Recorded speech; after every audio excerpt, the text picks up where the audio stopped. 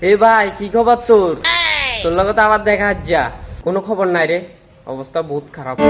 কি হয়েছে আবার তোর? ও তোর দিন তো আবার সবসময় খারাপ যায়।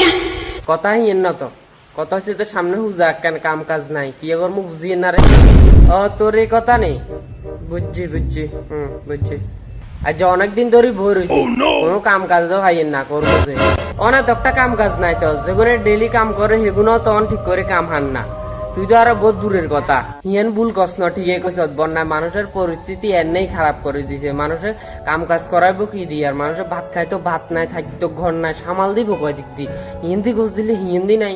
তা ঠিক কইছ, ভুল কস ন ঠিকই।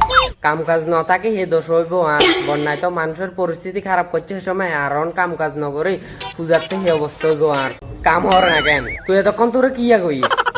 ও বুঝছি তোর অবস্থা, আর কোনো চিন্তা নাই। আয় ডেলি কাম করি, ঠাকুরের আশীর্বাদে চলে যাবে বই।